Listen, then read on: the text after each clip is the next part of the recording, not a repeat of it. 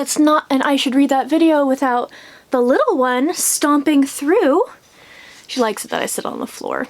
Hey guys, it's Justine here from I Should Read That, and today I am bringing you my Christmas book haul.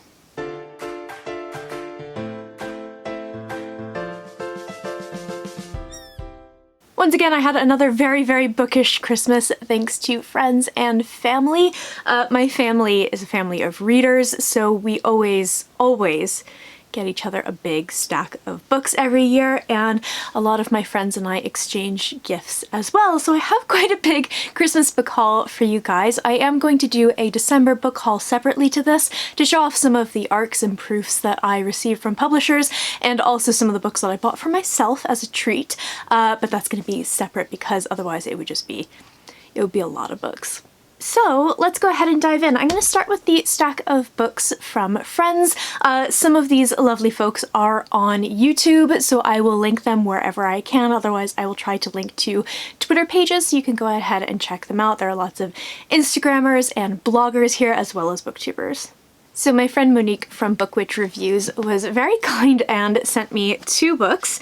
Both of these are ones that I have really been looking forward to. One of them is very new, and actually one of them is an older book. So the newer one is Lake's Edge by Lyndall Clipstone. This is a gothic-y book, and it's one that sounds very much like my cup of tea. So this book follows a character named Violetta, and she and her brother arrive at the Lake's Edge estate, assuming that she will find a monster there, the monster being Rowan, who is rumored to have murdered his entire family by drowning when he was just a boy. But naturally, the monster is not everything that he seems, and as she begins to fall for him, she learns that he is bound to the Lord Under, who is the death god of the lake on this estate. This sounds really cool. This is a new release from Titan Books. It's one that has been on my radar for 2021, and I'm so happy to have this in my hands. And the other book that she sent me is Daughter of the Blood by Anne Bishop. This is the first book in the Black Jewels trilogy. It published in 1998, and it's one that I've had on my radar for a really long time because of my days on the fantasy subreddit. I've heard a lot about this one, but I don't know a huge amount about it. I know that there's a prophecy, there is a queen who is supposed to be coming, all the foundations are laid for her to arrive, and she's going to overthrow the sort of dark and corrupt queen that is currently ruling this particular kingdom. This is apparently very dark. I seem to recall, I would double check this if I were you before jumping in, but I seem to recall there are some trigger warnings for things like sexual assault, so approach with caution, but this is meant to be fabulous. And speaking of dark books, this one made me laugh because of the note that came with it. My friend Imogen sent me this, and she said it's not exactly the most Christmassy book, but I have heard really fabulous things about this. Apparently, it really divides people because for some people they love it, and for others it's too much. So this is Tender is the Flesh, and this is by Augustina Batsterica. I don't really know a huge amount about this one, but what I do know is that it's a horror book. Again, it divides people because it's quite intense, because it's all about cannibalism. This takes place in a world in which presumably food has run very scarce and people farm humans for meat, and we follow one of those characters who he doesn't think of them as humans. He kind of works with numbers and, you know, all of that good stuff like you would in a slaughterhouse, but one day he has some kind of change of heart. This sounds really good. I'm really looking forward to this. I don't know if it's going to be too much for me or not, but we'll find out.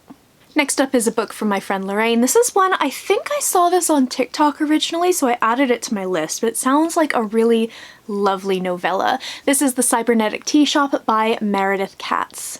We follow two characters in this book, the first being Clara Gutierrez, who is an AI technician, and she sort of bounces from place to place, never really calling anywhere home. And then we also have Sal, who is kind of a very old AI, basically older than the laws that declared their kind unethical. So they're kind of in a weird place where they don't really fit in, and they run the tea shop of their old master, and these two end up meeting, and it changes both of their lives. This sounds like a really lovely book. I can't wait to read this one. Maybe it'll be a good palate cleanser after a book like Tender is the Flesh, because this sounds very nice. Then I received a book from my really lovely friend Moon. This is Build Your House Around My Body by Violet Coopersmith. So this sounds like a really incredible sort of literary fantasy book. This is another one I think I heard about on TikTok. I'm not entirely sure where I heard about this one, but it sounds fabulous. So we follow two women who have both gone missing 25 years apart. The first is a young Vietnamese woman who goes missing on a abandoned rubber plantation, and then 25 years later we have a Vietnamese American woman who vanishes from her home in Saigon. It says here that this is part puzzle, part ghost story, part revenge tale, and it spans a century of Vietnamese history and folklore. This sounds amazing, and I don't think I've really heard many people talking about this one because I was kind of surprised to see it on my list. I don't remember where I heard about this, but it looks like it could be a really amazing book.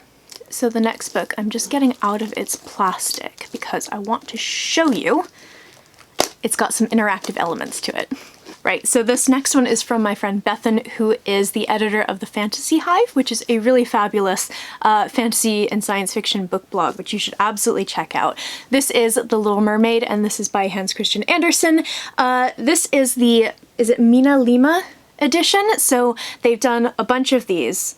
I think I've hauled The Secret Garden and Beauty and the Beast before in this edition, so if this looks familiar, that might be why. But these are really, really cool. So it's The Little Mermaid and other fairy tales, but all of these books are really beautifully illustrated, and they have these like interactive elements in them as well. So, for example, it's kind of like a pop-up book, but not a pop-up book. Like a pop-up book for adults, kind of. I used to love Hans Christian Andersen's fairy tales, and I haven't read any in a really, really long time, so I think this is going to be a really wonderful way to get back to them. I received two books from my wonderful friend Sally. One is a graphic novel and one is a historical fiction novel. So the graphic novel I have now read. This is Sheets by Brenna Thumler. This is lovely and I could not recommend this more highly. It's a middle grade graphic novel basically about a young woman named Marjorie. Her mother has passed away and she is the only one who has kind of taken on the family business, which is this laundromat. So her father is a complete wreck. Her younger brother is far too young to be helping out, and she's trying to balance school and sort of keeping the family business alive while it is under threat because it's their only source of income. On the other side, we have a ghost who ends up stumbling into our world and meets Marjorie, and things go from there. This is so lovely and sweet, but it's not sort of overly sickly sweet, which is something that I don't enjoy. This is all about grief and sort of overcoming your grief and building your life back up, and it's wonderful. And the historical fiction book is The Metal Heart by Carolyn Leah. This is set in Scotland in the 1940s, basically on Orkney, where there was a prisoner of war camp for 500 Italian soldiers. And there are two young women on the island who sort of, unlike their neighbors, don't see these men as a threat. They see sick and wounded men who need their help, so they end up volunteering to nurse the soldiers. And one of the sisters is very, very cautious and sort of keeps herself back from them, but another begins to fall for one of these soldiers, and it sets a collision course for these three people.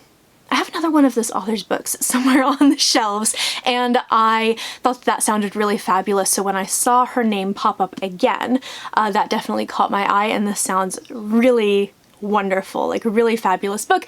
I usually read a lot of science fiction and fantasy, but if you've been around here for a while, you probably know that I also love historical fiction, and this sounds like it's going to be great.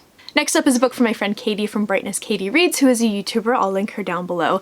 This is a sequel that I kind of forgot existed, and then I got really excited that it existed, and the final book in the trilogy is out, I believe, in February of 2022. It's coming out very, very soon.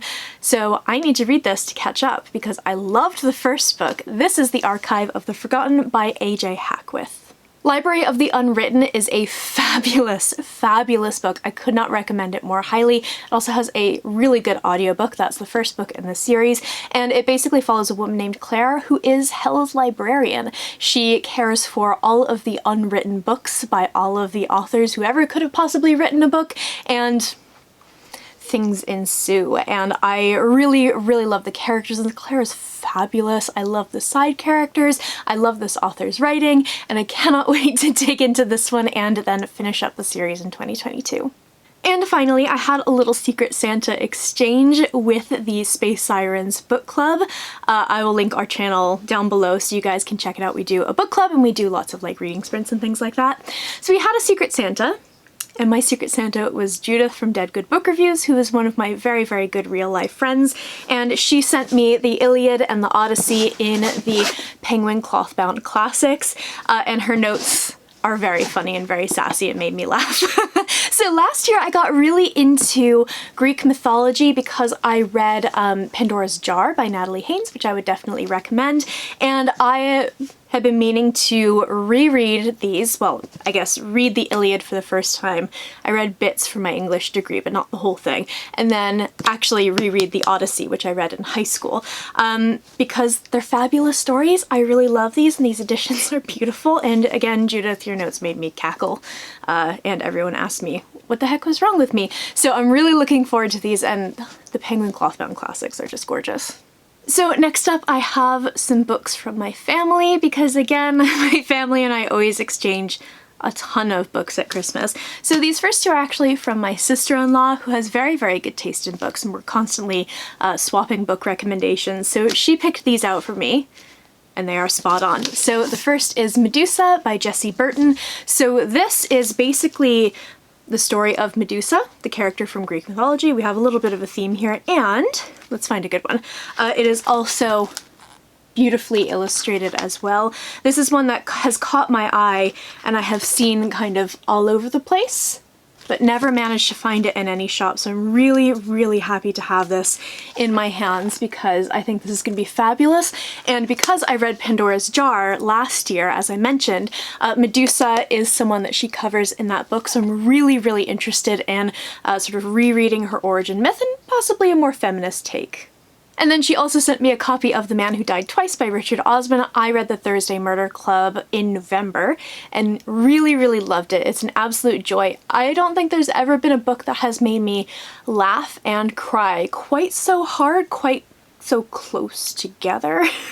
Basically, this series follows a group of people who live in a retirement home who are obsessed with sort of true crime and solving cases, and then one day a real case actually lands in their lap and they decide they're going to assist the police, whether they want it or not, to help them solve the murder. They're really, really charming, really lovely. Again, it'll make you laugh and cry. Alarmingly back to back. I'm so excited to pick this up because I think this one takes place only a couple of weeks after the first one ends. My lovely sister and her partner picked up a copy of Cranford by Elizabeth Gaskell for me. So this is from an antique bookshop. I think it says from 1907. This is one of my favorite books because it's my ultimate comfort read. Nothing happens in this book. It's basically a Victorian novel about a town that's essentially filled with old women and spinsters. And that's about it. It's a lovely, lovely, wonderful book. I love this book so much, and this is such a gorgeous, gorgeous copy. I used to collect antique books, but I got rid of most of them when I moved from the US to the UK. So I'm really happy to have this because I think this is beautiful. They also got me a copy of Piranesi by Susanna Clarke. So this one I actually tried the audiobook for and was completely lost. I listened to half of it and I was totally lost, and I decided I needed to read it. Obviously I can do that now. This is so weird, I don't think I could possibly describe it, but it's basically about Piranesi, who lives in a house where there are tides and things. Piranesi is pretty much alone, but messages begin to appear. There's someone new in the house, but he doesn't know who they are or what they want. I got halfway through this. The audiobook narration is beautiful. The narrator who does it is fantastic. Whoosh, it went right over my head, so I'm really looking forward to actually reading the physical copy of this. Okay, so here's a real treat. If you guys have been around here for a while, you probably know that Lord of the Rings is my favorite series. So I have the beautiful new bound up edition of The Lord of the Rings. This is gorgeous. Let me open it up for you guys. So basically the idea behind this new edition is to publish The Lord of the Rings as close to the version that Tolkien himself would have wanted. So they even included like these guys. There's a lot of stuff that goes into this, but let's get to the actual book. Hold on one second. Okay, so this is the edition. It's got the gilt edges. It has not one but two maps in it. So it has the like black and white and red maps that we're also familiar with. I'm probably going to frame that and put it on the wall, honestly. But this is really gorgeous because it has his original illustrations and it has all of the books bound up together in one copy, which if you know, then you are probably aware that he originally intended Lord of the Rings to be published as one book rather than as a trilogy. So here's some of the illustrations. That's the Buckland Ferry. Let's see if we can find another. Ooh, here we go. This is Rivendell. I've seen this one before, you probably have too. But like, it's just a beautiful edition, and it's truly like the Lord of the Rings lovers edition of the Lord of the Rings, and I love it so much. 3 more books left. Look at these edges, it's hilarious. So the funny story behind these is, if you follow me on Twitter, you may have already seen this, but basically, like, I don't know, the 20th of December or so, my mom, my dad, and I were all going to go to the local Waterstones to them. And we were going to pick up some more Christmas presents, and my dad and I were kind of like, we want to buy some books because I get a lot of my book hauling tendencies from both my parents, but a lot of them are from him. I love you, Dad. And my mom was like, you know what? Go wild. Don't worry about, like, you know, presents and stuff. Just don't buy anything from your list that you sent to everyone. So we were like, okay. So we each had a bunch of books in our arms. We met up at the end, and then Mom snatched them out of our arms and said, great, I'm getting these for you for Christmas. I'm gonna wrap them and stick them under the tree, which is either genius or cheating, and I can't decide which. Maybe it's both. Okay, so this first one from that set is weird. I wanted this because I really like the author. I have read at least one of his books before, and it looks real weird. But his other book that I read was also real weird. So yeah, you're gonna have to stick with me a little bit on this one. This is D by Michelle Faber. So basically, the letter D disappears from the world. Which sounds tough. So it vanishes from conversation at the breakfast table, and then from the road signs outside, and soon the local dentist and the neighbor's Dalmatian also begin to disappear.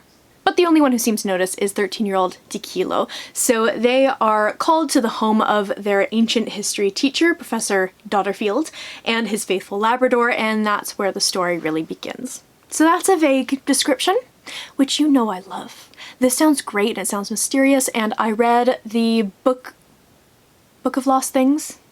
I'll put the name on the screen if that's not quite right. But I loved that book. It's a science fiction book and it's wonderful, so I'm really excited to read another one of his. So this next one is the one with those fun sprayed edges. This is Reprieve by James Hahn Matson. This is a horror novel and it looks very intriguing. So, in 1997, there are 4 contestants who just make their way out of this kind of full contact haunted escape room. So the whole point of this room is you don't use the safe words, you get out, you win $60,000.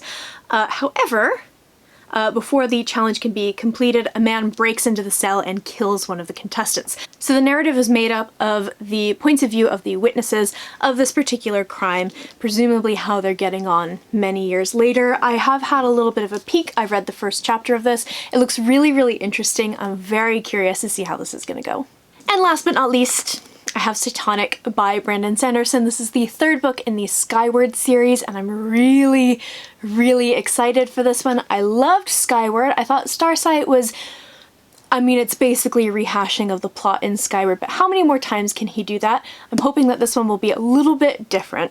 But in this series, we follow a character named Spensa, who is a human living on this sort of like desolate planet underground because there are aliens who basically come and bomb the surface trying to wipe the humans out. Now all she wants is to be a starfighter pilot like her father. However, her father is believed to have turned tail and run in a battle, branding him and basically all of his descendants a coward. So Spensa has to fight against that and become a pilot. She ends up joining flight school. And it's great, it's really fun. It has the most charming sentient spaceship ever. Mbot is just like the absolute best. And yeah, I'm really looking forward to seeing how this series progresses. I think there's one more. It's not a trilogy. I think there's one more book after this one. So I'm very curious to see where we're gonna go with the story. So that is it for my Christmas book haul. I hope everyone had a wonderful, wonderful Christmas. I wanted to say a huge shout out to everyone who bought me some books and gifted me some books, and I hope that everyone had a really wonderful holiday season. I would love to know in the comments below if you have read any of these books, maybe if they are in your TBR, or if you received any particularly good books for Christmas this year. I post bookish content to this channel fairly frequently, so go ahead and hit subscribe, check back soon, and I will see you next time.